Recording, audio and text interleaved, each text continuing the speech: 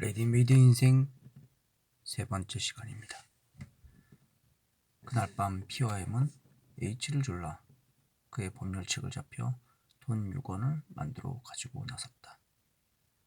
선술집에 가서 앵간히 취하도록 먹은 뒤에 C라는 카페에 가서 술 2병을 넣고 자정이 되도록 노닥거렸다. 그곳에서 나올 때는 6원 돈이 2원밖에 2원이 남았다. 2원의 처치를 생각하던 세 사람은 일제히 동관으로 가기로 하였다. 세 사람이 모두 다리가 비틀거렸다. 그 중에도 피는 더욱 취하였다. 늘리리 가락으로 들어박힌 갈보집, 다 쓰러져가는 초가집을 세 사람이 아는 집들어서도 쑥쑥 들어서니 들어옵시오, 어서 옵시오 하고 머리 딴 계집애와 배가 북통 같은 애뱅 계집이 마루로 나선다. 피가 무심결에 혜택값을 꺼내어 붙여 모으니까 머리 따은 계집애가 피의 목을 걸싸안고 볼에다 입을 쭉 맞추더니 나도 하나 하고 손을 벌린다. 피는 기가 막혀 담뱃값을 내미는데 H와 M은 박수를 하며 브라보 하고 굉장하게 큰 소리로 외친다. 건너방에 들어가 앉으니 마루에서 따그락 따그락 소리가 난다. 배부른 계집은 푸대접을 받고 머리 따은 계집애가 H와 M의 손으로 옮겨다니면서 주물린다. 깨깨 소리를 지르며 엄살을 한다. 말을 붙이고 대답을 주고받고 하는 것이 H와 M은 전에 한 번 와본 집인 듯하다. 자는 사발만한데 술주전자는 눈알만하다. 술을 부어놓으니 M이 척 받아놓고는 노래를 투정한다. 계집애는 그보다 더 약아서 제가 그 술을 쭉 들이마시고는 빈잔만 M의 입에 대어준다. 피는 개순물같이 밍밍한 술을 두어 잔 받아먹는 동안에 비위가 칵 거슬려서 진정하느라고 들어누웠다. H가 계집애를 무릎에 올려놓고 신이 나게 노래를 부른다. 물론 고조도 장단도 맞지 아니하는 노래다. M이 애뱅 계집을 실컷 시달려 주다가 머리 따은 계집애를 빼앗아 가더니 기대고 뭐라고 속삭거린다. 그러면서 둘이서 연애 피를 건너다 보며 싱긋벙긋 웃는다. 조금 있다가 계집애가 피에게로 오더니 귀에다 입을 대고 속삭인다. 저 얘가 나더러 당신하고 오늘 저녁 어때? 그래라. 피는 불쑥 성난 것처럼 대답했다. 아이 싱거워. 계집애는 피를 한번 꼬집어주고 다시 M에게로 달아났다. M에게로 가서 또 뭐라고 속삭거리더니 재차 와지고는 귓속말을 한다. 자고 가, 응? 그래, 글쎄. 오, 응? 정말? 응? 술은 네 주전자가 들어왔는데 세 사람 손님은 두서너 잔치밖에 아니 먹었다. 그 나머지는 다 저희가 먹었다. 계집애가 술이 곤주가 되게 취해가지고 해롱해롱 까분다. 술값을 치르는 것을 보고 피도 따라 일어섰다. 애미 몸뚱이로 슬쩍 밀어서 방 안으로 들여보내고 뒤에서 계집애가 양복 뒷깃을 당긴다. 그래라 자고 간다. 피는 반가운데 벌떡 들어누웠다. 너희 집이 어디냐? 계집애가 옆에 와서 앉는 것을 보고 피가 물었다. X도 XX. 언제 왔니? 작년에. 피는 몸을 일으켰다.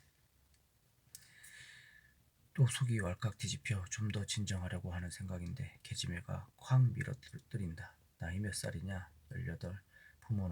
부모가 있으면 여기서 이 짓을 해? 왜 이 짓이 나쁘냐?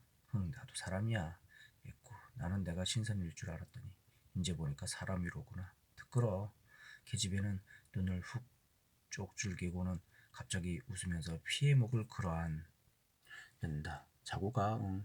우리 마누라한테 볼기 맞고 쫓겨난다. 그러면 나한테 와서 나하고 살지. 여기 내 빚 80원만 물어주면 80원이냐?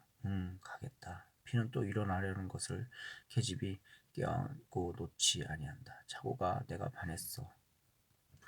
아서라. 정말? 놓아. 아니야 안 놓아. 자고 가요. 응? 자고. 나 돈 좀 주어. 내가 돈이 있어 보이니?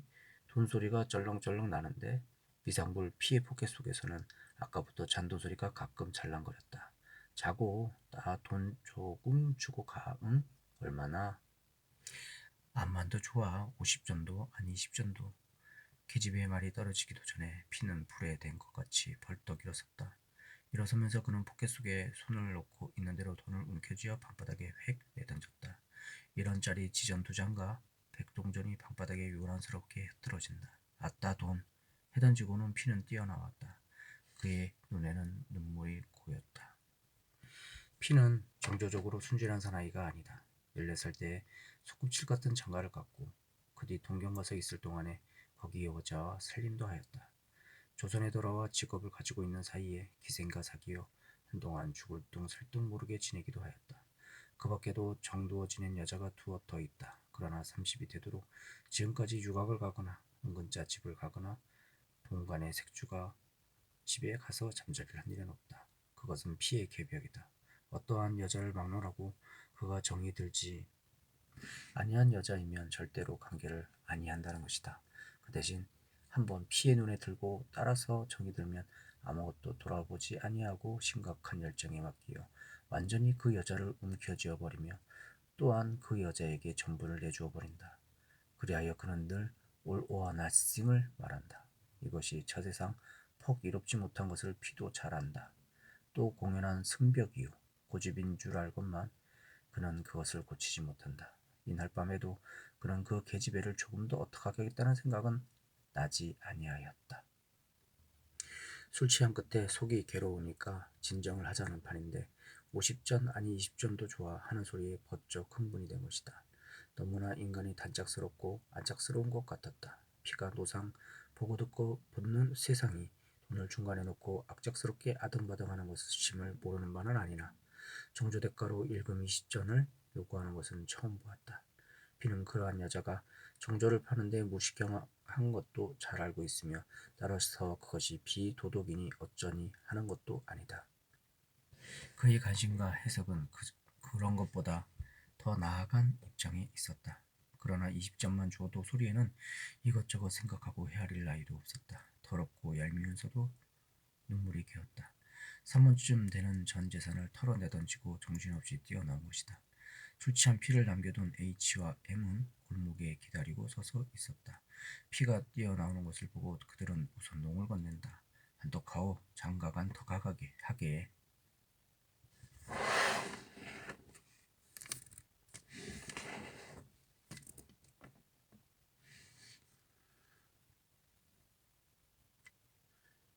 피는 머리가 띵하고 속이 뒤적거리어 정신을 차릴 수가 없었다. 그는 두 친구에게 인사도 변변히 하지 아니하고 코를 벤 듯이 삼청동으로 올라왔다. 어서 밥이 좀 들어눕고만 싶었던 것이다. 아무리 방구들은 차고 지저분하게 늘어놓았어도 제 초선은 반가운 것이다. 더구나 몸이 괴로울 때는 피는 누더기 양복이 남아 벗으려고도 아니하고 그대로 펴두었던 이부자리 속에 몸을 파묻었다. 들어누우니 치기가 새삼스레 더하여 영영 옷 벗을 생각도 잊어버리고 그대로 잠이 들었다. 얼마를 자고 났는지 괴로워 부대끼다 못해요. 잠이 깨었을 때는 목이 타는 듯이 말랐다. 물은 없다. 물이 없어 못 먹는다고 생각하니 목은 더 말랐다. 밤은 어느 때나 되었는지 짐작할 수가 없다. 전등은 그대로 켜져 있다.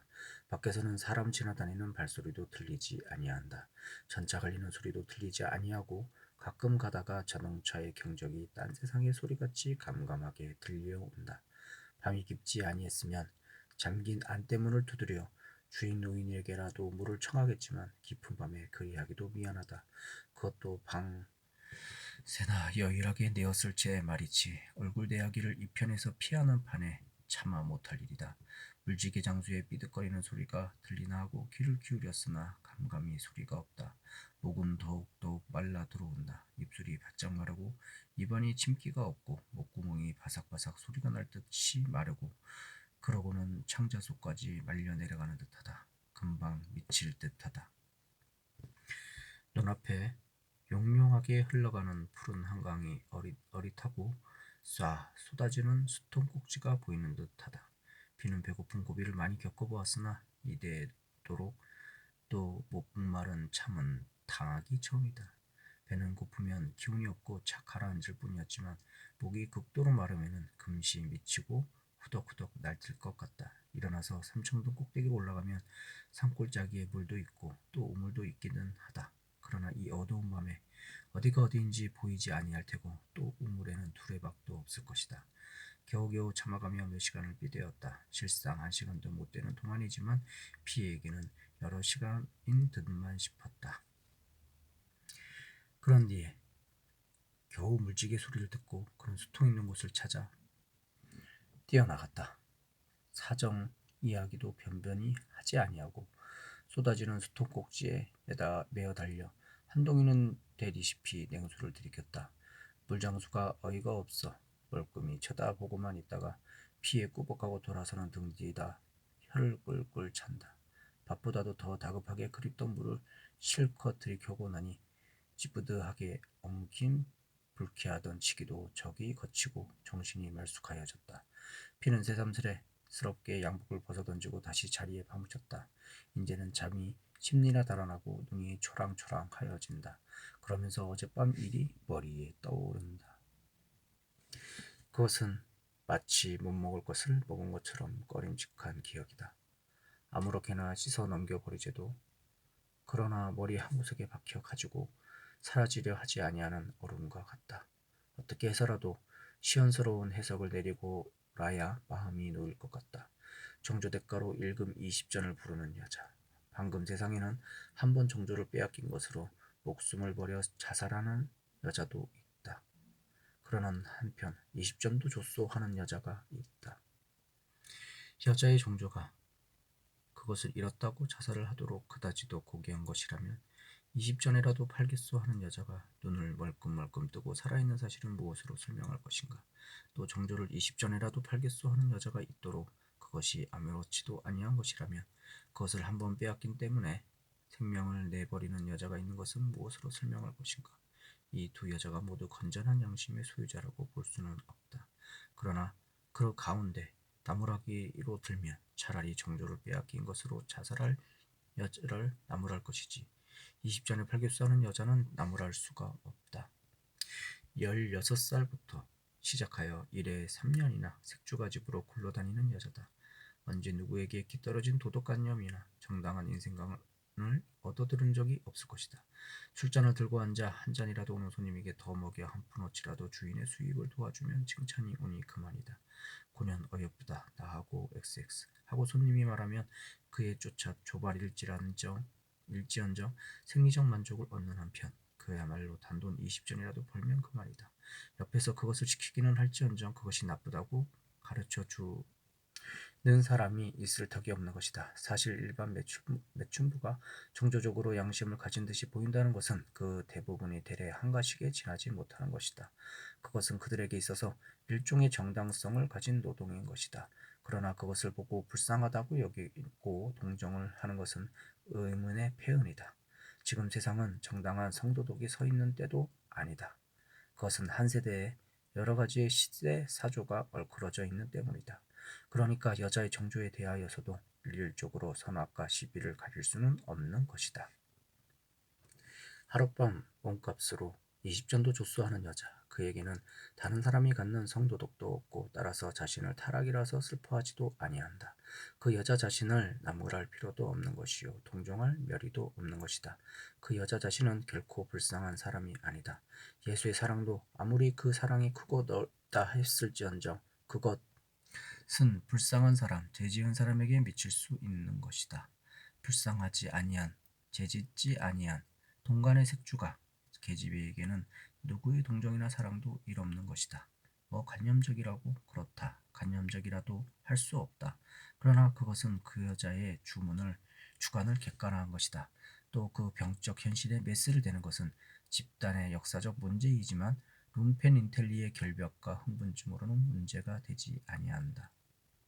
다만 시객이 삼원각수를 던져주었으므로 해서 그 여자는 감격 없는 기쁨을 맛보았을 뿐인 것이다. 이게 웬 떡이냐. 어제 저녁에 꿈이 괜찮더니 이런 땡을 잡을 양으로 그랬구나. 웬 얼간 망둥이냐. 그 계집애는 응당 그렇게밖에는 더 생각되지 아니하였을 것이다. 그것이 결코 무리가 없는 당연한 일이다. 피는 여기까지 생각하고 입맛은 고소를 띄었다.